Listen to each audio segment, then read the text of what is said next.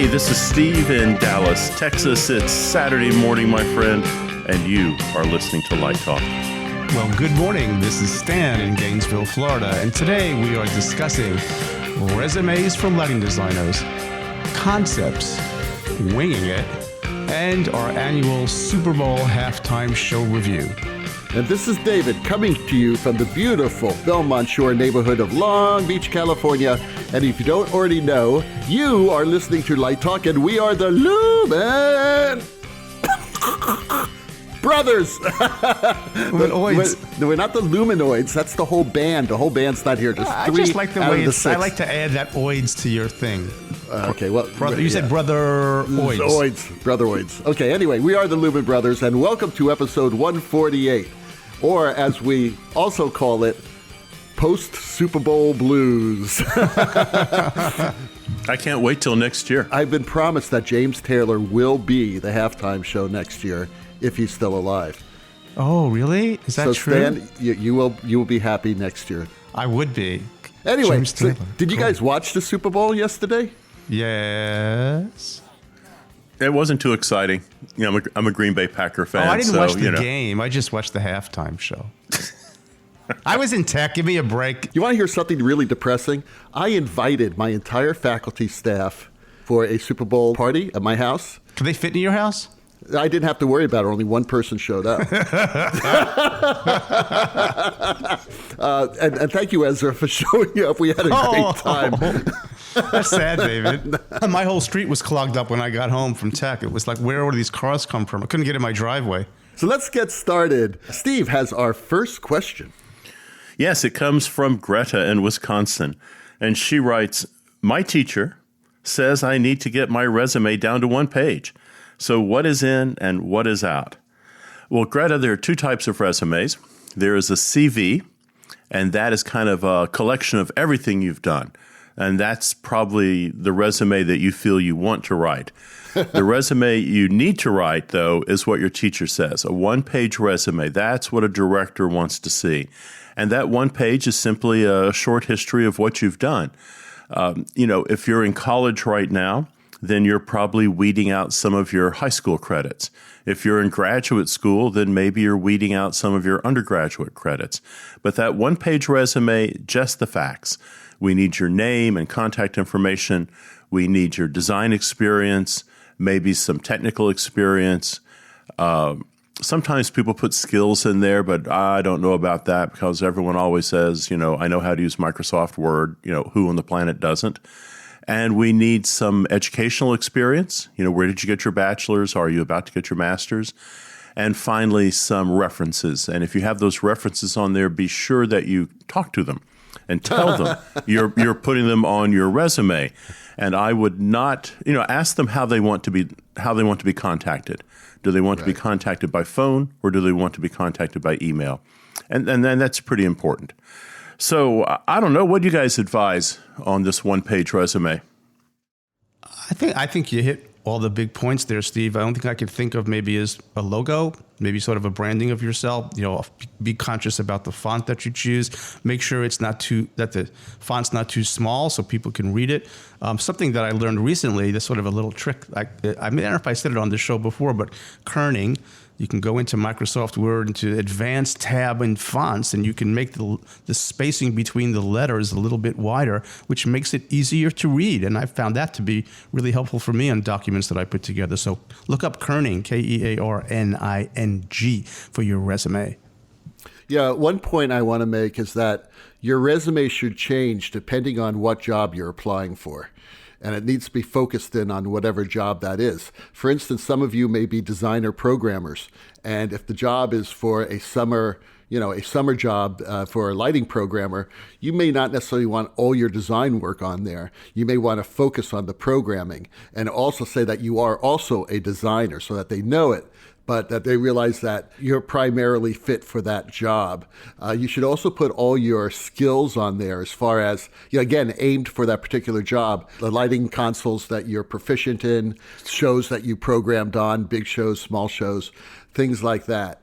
Also, if you're looking for a design job, make sure you list all the shows you've designed or assisted on with the name of the director. Make sure the name of the director's on there too, because most directors and artistic directors who are looking for a lighting designer, or if you're a lighting designer, you're looking for an assistant, they'll see the name of the director or lighting designer on there and they will call them. Say, hey, what was Julie like as an assistant or as a designer? And the director say, yeah, she was fantastic. And that really is how people find jobs. And getting to what Steve was talking about with references, those points are great, but make sure you ask. Don't ever assume a reference because A, it may not be a good reference, and B, it's kind of rude. So you always want to ask, hey, David, is it all right if I use you as a reference on my resume? And 99% of the time, they're going to say, absolutely, no problem, okay? Scooter in Louisiana. Scooter, have you ever known anyone named Scooter? No. Isn't Scooter like a 50s name? I like Scooter. Don't get me wrong. I think it's coming back. Oh, Scooter Libby. Scooter Libby. Scooter Libby, who worked for George Bush. I didn't know him, but I know of him. Yeah, yes, there's a Scooter. So anyway, Scooter in Louisiana says, I am struggling with the idea of concept. Throw me a bone. How does concept work? Well, concept was a term that was used quite handily during the 70s by a fantastic lighting designer and teacher, John Gleason. And I know John wrote about this quite a bit. John used to teach at NYU, and he was one of the first professional lighting designers that I ever interned for. I was sort of like the third assistant, also known as the gopher. Get me coffee. So, John used to use the term concept a lot. Concept was always a loose term for me because I kind of have two terms for what John used to talk about. And one is called point of view, and the other term is called approach. And you put those together, and I believe you have the show concept. The point of view, the way I teach it, is your personal connection to the show. Why is it important for you to do the show? What do you want the audience to get out of it? The approach is actually what you use in design to communicate that point of view to the audience. What do you think, Steve? Joel Milsinger kind of destroyed concept for everybody. If you go back and you look at A Streetcar Named Desire, his concept for the set, his world, he summed it up in a few words, and he said, Blanche is a moth who thinks she's a butterfly. And if you look at what he came up with, this kind of gossamer gray, muted browns set, you could see that moth. Now, I don't think the audience, grabbed each other by the shoulder and said, oh my God, look at that. It's a moth on stage. But he had this kind of world that he was trying to create, this metaphor that he was trying to say. And he kind of ruined it for all of us because it was such a great visualization of what he wanted to do. Concept's a tricky one. I think what happens is people confuse location with concept. I'm going to do Romeo and Juliet in 1929 New York. Bang, and we're off to the races. And I don't think that's a concept. I think that's a location. Now, probably location is important inside your concept, but there has to be this overarching point of view that you're bringing to the show. And just to say I'm setting it in New York, I mean, what's that? That's a location. So concept's a difficult one to nail down. I think it gets back to why are we doing the show? Why is this play important? How are we presenting our unique view, our angle into the show? We're digging in, trying to find something that we're trying to emphasize and bring to the community. Also, I think mixed in with that concept is the timeliness of the play for the audience that you're presenting it to. Yeah, and if I could expand on your example, Joe Melziner, the beauty of that particular concept, and John used to talk about this a lot, actually, this particular concept, and that is the whole idea of Blanche as a moth. That metaphor can actually transcend not only into the design, but into the acting as well. Because Blanche on stage would always pull away from light. She always liked it dark because she was an aging person. She did not want anyone to see the wrinkles on her face. And she felt that, she had this whole character that she was playing to try to impress other people. So she would always repel from the light. So a lot of that had to do with that, moth concept, which I thought was really interesting. Well, Mitch has that line, "I've never really had a good look at you." Right. And it's I think that was something the whole team, as you say, as the director, the actor, everybody could land on and approach it from that point of view. Yeah. And, and you're right. Who knows how effective it was to the average audience member, but it gave everyone directions. It really did. It really gave the actor a direction to take these characters. And when Stanley at the end, grabs the lamp and says, "Look at you, look at you, look at yourself." He's basically telling her to get real, come back to reality. You're not who you think you are. Well, it gives you also a basis. It gives you a fence never to go outside of. You know what your territory is. Yeah, the boundaries, exactly. Yeah, I saw something years ago at the Public Theater, and I've forgotten what it was now, but I remember it struck me at how unified everything was. And I remember at one point, the thing that struck me was if they had had 4 chairs on stage, it would have really solved a directing acting problem. Mm-hmm. They had 3, and they didn't cheat. They didn't bring a 4th chair out to make it an easy kind of obvious fix. They used those 3 chairs to stay inside the vocabulary of their show and the world of the show, and it was that much better. It was things as simple as that. Don't cheat. Don't say you have a color palette of blue and yellow, and all of a sudden you throw in red because that was a convenient thing to throw in. Stay in your vocabulary. I think you guys said a lot of good things, but I'm going to just be really a little bit contrarian here. The contrarian comes out. I'm going to give the contrarian view. And while you were talking, I did a little reading too. So I think that this word, I think, David, what you said about approach and point of view, those 2 things are quite valid, and I like them.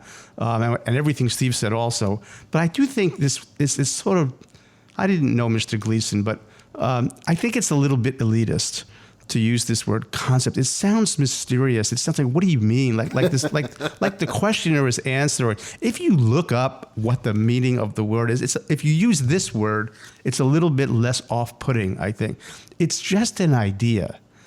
Sometimes it's an abstract idea or a general notion or a theme. So if you say, what is the general theme of your production? You're all kind of saying that, you're dancing around it. But when you get to it's really a thematic choice. It could be visual. I love Steve's point about metaphors. I love metaphors. I think applying a metaphor to a production is great. And that can inspire a scenic design, a costume design, a lighting style, and so on. So I think I think hitching your wagon, so to speak, with an anchor for the production, and it's beyond the location, like Steve said, makes good sense. But when we use these sort of high-minded words that are sort of a little bit ambiguous and people don't know what you mean, I think it's helpful when we're talking about that kind of thing to use plain language, right? And concept sort of sounds a little bit, obscure, comes from, it's a plan, an interpretation, a conception, right? An idea, right? That's really what it is. And that can then define all the choices that you make going forward. You can compare a choice to your dearly held concept. So, it's worthy to have that, but it's an idea conceived in the mind. The original was meant to, says, the original meaning of the verb to conceive was to take sperm into the womb, okay? And the later extension of meaning to take an idea into the mind. So I think those are sort of simpler ways to get your head around what it's meaning, but we should be careful to sort of use language that creates obscurity and distance and too much abstraction where we don't know what we're talking about. But yeah, giving the production a central idea or theme, which then informs your choices, I think is terrific, and we should do that. And sometimes that's in the play itself. The playwright comes with that conception, and sometimes we reconceptualize a production or a play in a different way. It's done with Shakespeare all the time, and I think that can be very exciting. And I do think it creates for good conversation. But that's sort of what I think it means. But I think we should be careful about, being too obtuse about what we're saying. I disagree with you.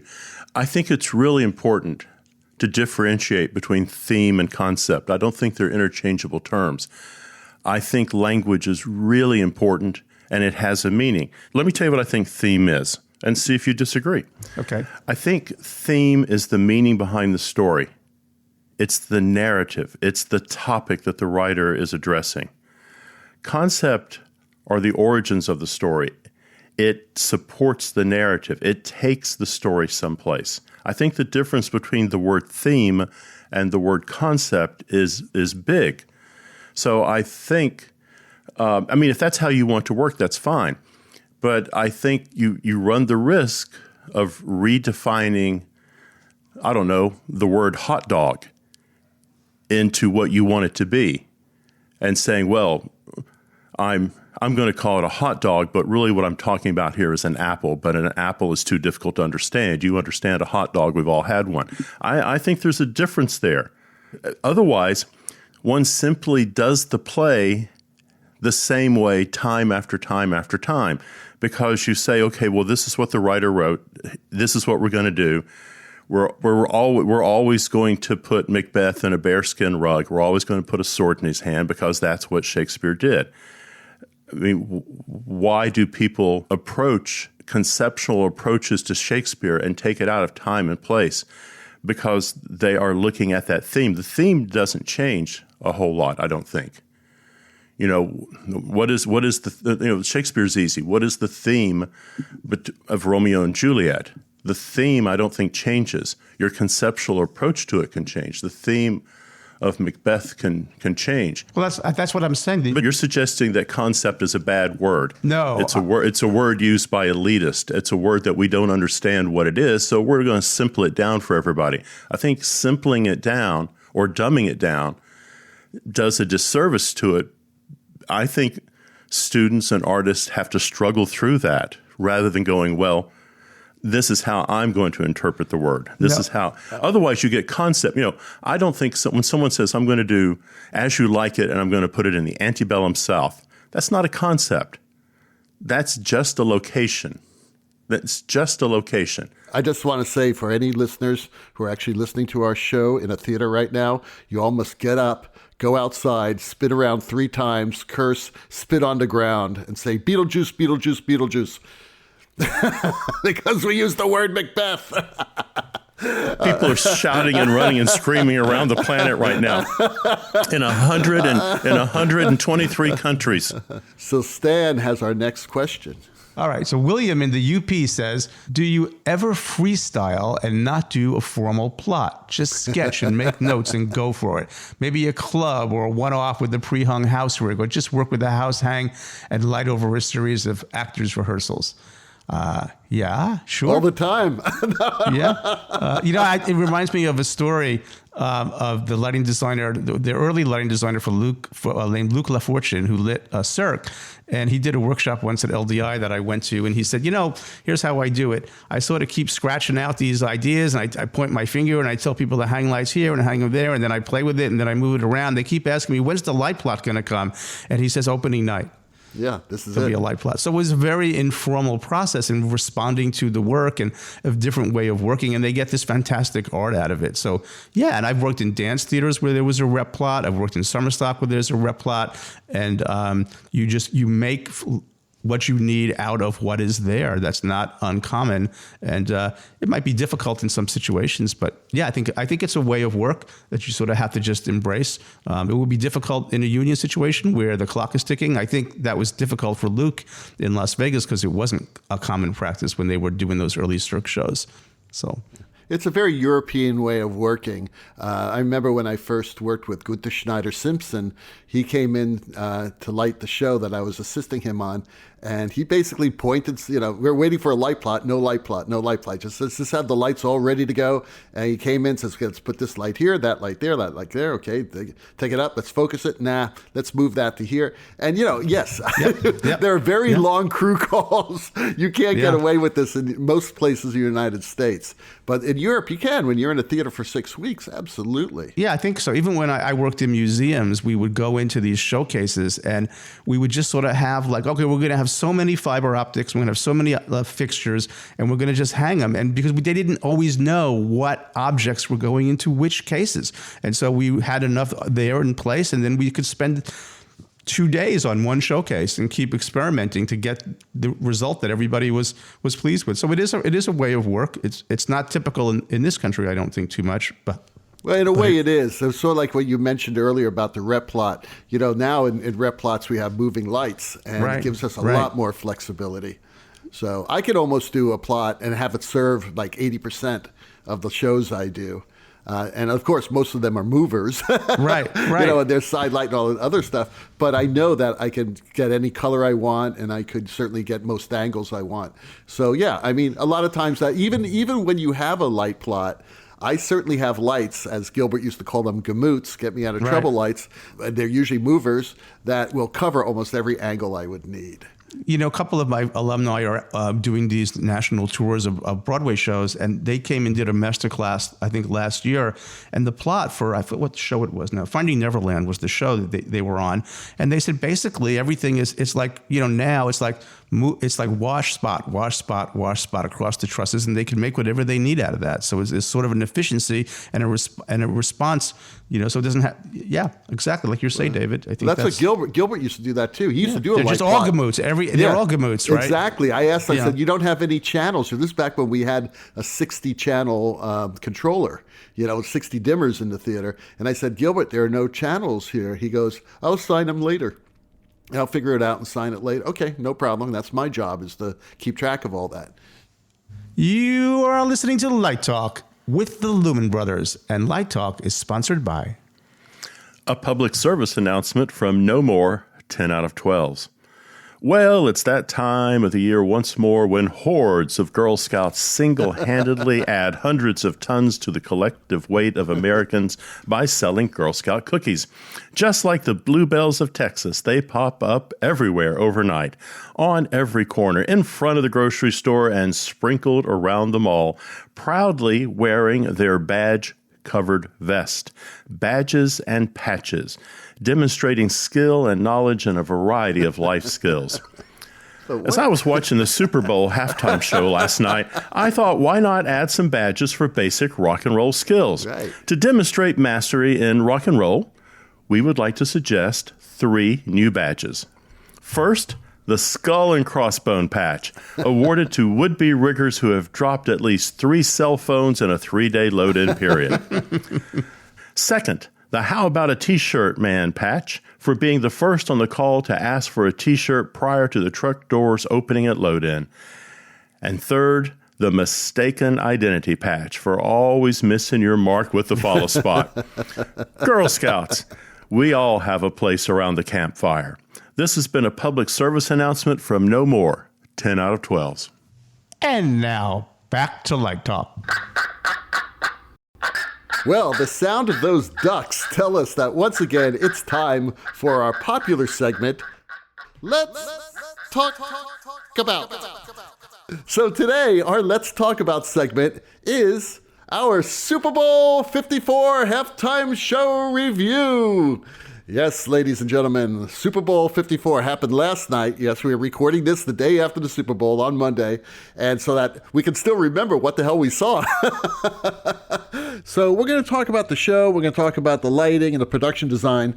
First, I want to give little props out to Bruce Rogers of Tribe. They, of course, did the production design of the show, and Bob Barnhart of 22 Degrees, who did the lighting design. But let's start with the equipment list. Steve has it in front of him, and let's just run down the equipment, then we'll talk a little bit about it.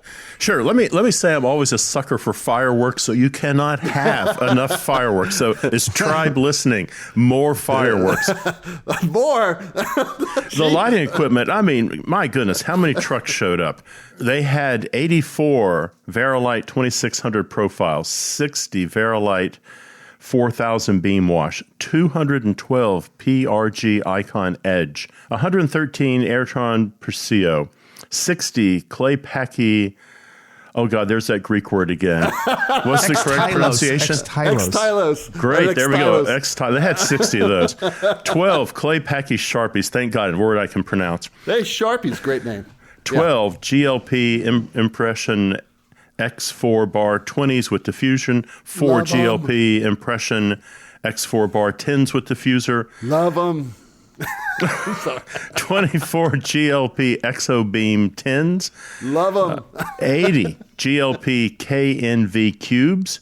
28 GLP KNV DOTs. 99 Martin VDO Dotron. 3 PRG V626 consoles, 48 TMB Solaris Flare, 8 Brightbox, 4 Brightbox, that's the 1.6 long throw and the medium throw, 12 real EFX diffusers, the DF50s, 12 of the fans that go with them, an MA console, Grand MA2, the PixMob. This is David's favorite part of the show. I love this. I want one. They had... The list here says PixMob, recycled X2 wristbands, 70,000 for the crowd. Yeah, they were great. 11,000 fans on the field, and 3,200 to light the pods. So they had a mess of lights. So you can see all this at our Facebook posting, and of course you can also see it at the live design posting. Yeah, thank you, Live Design, for publishing that right after the show. Yeah, moments after the show. It was fantastic. Right. Timed well, very well timed, Ellen. Thanks, Ellen. Time for our show, which is what we need. So Bruce Rogers and his colleagues at Tribe, they've designed about how many Super Bowl shows? 22. I looked it up. 22. Yeah. Well, you've also got to throw a bone out there to the 3 lighting directors, David Grill, Pete Radich, I think, Radicee, and Jason Rudolph. So it was and the lighting director, Patrick Brazil. So I mean, there was a huge. That's a huge team. Let me throw out one more name. My old friend Matt Shinseko is the lead technician for PRG, who always posts his pictures from various angles, like catwalks above the crowd on his Facebook page, which I love seeing. And yeah, he didn't post as much this time. I think he's sort of restricted by different types of security issues. But he was my master electrician when I was a freelancer back in the day. It's great to see. So what do you guys think? How was the show? I have to say, I thought Shakira's performance absolutely blew away J.Lo. I thought her performance was solid. The whole thing flowed really well. The different moments segued together. I thought the costumes looked good. The lighting was gorgeous for Shakira. Yeah. So I found it really great halftime performance. I liked it a lot. I thought the choreography was good, but it was strange camera angles. Very strange. I'm going to blame that on the director, not on her. I just want to say, if I could, I thought the lighting was really stunning. I thought it was really much better than last year. It was beautiful. It coordinated color choices, really beautiful cues, and it's like they really planned it. Like, I know they don't have a lot of time to put that in the stadium, but I thought that was really great. The Xtyloses really show. Oh, you figured out how to say it, David. Very good. They created that amazing thatched pattern, the cross-beam pattern at the end during J.Lo's part. That was beautiful. And when they changed color, it was really beautiful. The Ayrtron Perseos, they were actually buried in the floor on the runway upstage center. They were really cool at the top of the show. And you know what I really liked about the show? Bruce and his colleagues actually developed 2 distinctive design concepts and styles for each performer. Shakira was super high energy. She used a lot of that classic Latin dancing and some of the classic Latin music more in the Cuban vein, which I missed. I thought this was going to all be about, Cuban music, Latin music in Miami. And there were only 2 parts that I really were able to identify it. However, there's new musical forms in Miami, more like a Latin type of rap. And I don't know about the spacesuit guy who's the rapper who does the Latin rap. That was really weird. That was like my least favorite costume in the show. And also in the projections on the floor, very bold graphics, very big graphics, like large flowers, different colors shifting through in and out. Very, very exciting. Whereas J.Lo had a totally different feel to it. Yes, they used a lot of the Xtyloses, doing that incredible hatched wall at the end. And they had that great nightclub scene where they used the GLP impressions as VTSs, where they had these beautiful color chases. And there was also a section where they all went clear, quite striking. in their floor graphics on the projections, they had this amazing thing where they would actually use this forced perspective, and the dancing on top of it, the choreography, it actually looked like the floor sunk into the stadium about 50 feet, and you had all these dancers on different levels going down. Again, it was an optical illusion because it was forced perspective, but it was really quite elegant and beautifully done. Then that moment where they had all the kids in the cages, again, subtle, beautiful, and very powerful. And at the very end, when Shakira joined J.Lo and they did that finale, that was really, really special. Very powerful, very energetic. And what a way to end a show. One of the things that really struck me was the coordinated and simple, in a good way, use of color coordination with the costumes, the beautiful, simple circular stage, the making really clear and distinct choices, the great chroma. I did watch it on a 5K. My iMac is a 5K pixel screen. It was gorgeous. Every look was beautiful. I really enjoyed the helicopter shots or blimp shots from above with what they were doing on the roof. To Steve's point about the fireworks, coordinating fireworks, lighting palette, costumes, scenic elements. There was just a real cohesiveness to that design that I thought, really showed time, thoughtfulness, and coordination. And I think that was really, really powerful. And the technology, of course, showcasing that. But if I could find one word for the whole thing, that was tasteful. It was tasteful in every way, design-wise. And I loved the political nature of the show. From everything from the empowerment of women to those kids in those cages. They were like in white outfits, and it reminded us of that horrible moment in our history when we locked those children up at the border. Really, really horrible. Bravo to these women for taking such a stand and being so brave. So all kidding aside about James Taylor, what challenges does Bruce and his team have for next year? How do you top yourself? I mean, the Super Bowls, they're great, but they're all starting to look the same to me. And you are so restricted in what you can do. You're restricted about, 8 pieces of stage. You're restricted where the cameras go. You only have so much time. You've got to make it look good on camera, and it looked fantastic on camera. I don't quite know where they're going to go. I don't know if they have hit the mark and they can't push it any further. So now it's up to the choreographer, it's up to the people staging to try to do something that Madonna didn't do last year or do something the Rolling Stones didn't do a few years earlier. It's becoming quite a challenge, I think, for these big spectacle shows, whether it's the halftime show or it's the opening ceremony for the Olympics. It's just, what can we do? That's just raises the mark a bit.